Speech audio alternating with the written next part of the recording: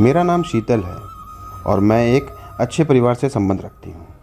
मेरे परिवार में एक भाई और मम्मी पापा हैं। भाई मुझसे छोटा था और मेरे मम्मी पापा दोनों ही प्राइवेट जॉब करते थे और उन्होंने हमेशा ही हम दोनों भाई बहनों की पढ़ाई पर पूरा ध्यान दिया था। हम दोनों ने भी पढ़ लिख कर अच्छी खासी जॉब करने लगे थे।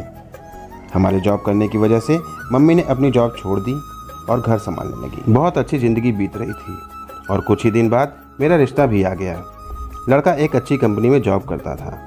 वह बहुत ही अच्छे लोग थे। सिद्धार्थ का इस दुनिया में उसकी मम्मी के अलावा और कोई नहीं था। मेरी मम्मी पापा को यह रिश्ता बहुत ज़्यादा पसंद आया और मेरी सास को भी मैं बहुत अच्छी लगी। बहुत ही जल्द मेरे मम्मी पापा ने मेरी मंगनी सिद्धार्थ से करवा दी और उसके कुछ दिनों बाद ही हमारी शादी हो गई। अपनी सास के घर आकर शुरू में बिल्कुल भी दिल नहीं लगा, क्योंकि मेरे पति ऑफिस चले जाते थे और मुझे अपनी सास से बात करते हुए बहुत झिझक महसूस होती थी। और फिर मेरी सास मुझे अकेले ऐसे देखकर खुद ही मेरे पास आ जाती और मुझसे बातें करने लगती थी।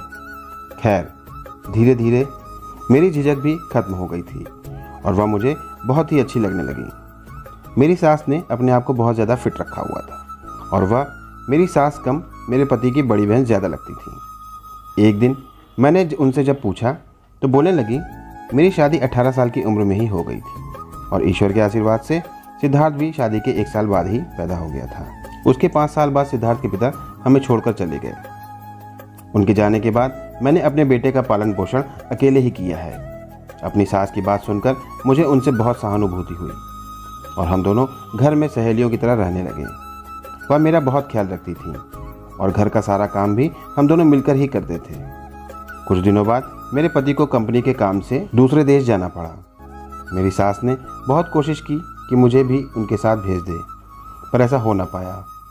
मैं अपनी ज़िंदगी और अपनी सास से बहुत खुश थी और सब कुछ बहुत ही अच्छा चल रहा था। मेरे मायके से अक्सर मेरे पापा मुझसे मिलने आते रहते थे, क्योंकि वह मुझे बहुत प्यार करते थे। 10-15 दिन में मैं अपने घर भी चली जाती थी और महीने में 1-2 बार पापा मुझसे मिलने आ ही जाते थे।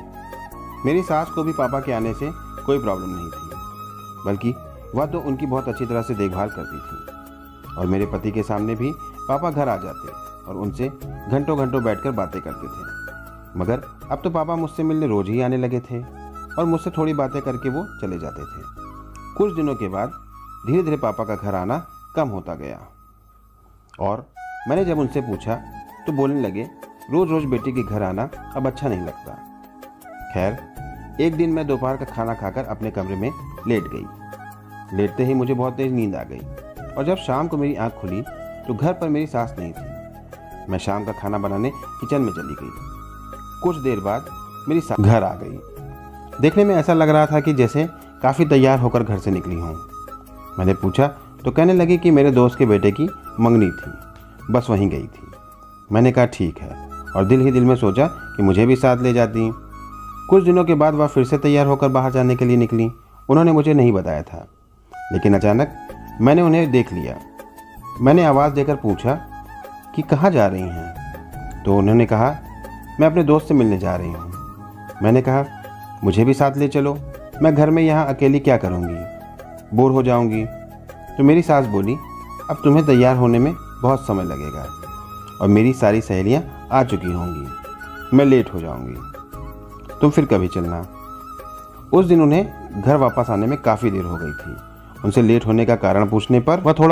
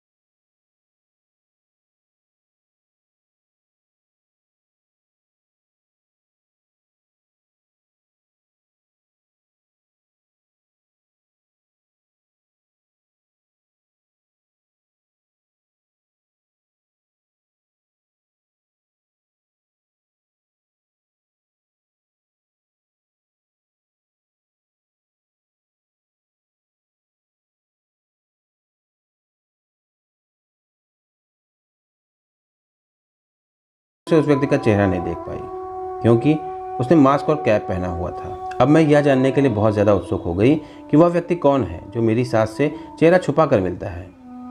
तभी एक दिन मैंने अपनी सास को फ़ोन पर बातें करते हुए सुना। वह बोल रही थी कि अब जल्दी से जल्दी हमें शादी कर लेनी चाहिए क्योंकि मेरी बहू को मुझ पर शक हो गया है। हम शादी कर लेंगे तो वो क्या, कोई और भी हमारा कुछ नहीं कर पाएगा। और वैसे भी मैं अब अकेली रह रहकर थक चुकी हूँ। मैं भी अपना घर बसाना चाहती हूँ। यह सब सुनकर मुझे उससे थोड़ी हमदर्दी भी हुई और अजीब भी लगा कि इस उम्र में शादी। फिर सोचा कि वह बेचारी तो जवानी में ही विधवा हो गई थी, फिर बेटे के पालन पोषण में खुद को बुला ही दिया और अब उसकी शादी के बाद फिर से वो बिल्कुल अकेली हो गई, तो उन्हें एक साथी की ज़रूरत महसूस होती होगी। मैंने फैसला किया कि मैं अपने पति को सब कुछ बता दूंगी और अपने सास का साथ दूंगी, लेकिन उससे पहले मैं उस व्यक्ति को देखना चाहती थी। एक दिन जब मेरी सास उससे मिलने गई तो मैंने उनका पीछा किया और कुछ दूरी पर खड़ी होकर उस व्यक्ति के आने का इंतजार करने लगी। कुछ देर बाद वह व्यक्ति आकर मेरी सास के बराबर में बैठ गया। उसने हमेशा की तरह आज भी अपना चेहरा छुपाया हुआ था, पर आज मुझे हर हाल में उसका चेहरा देखना था। और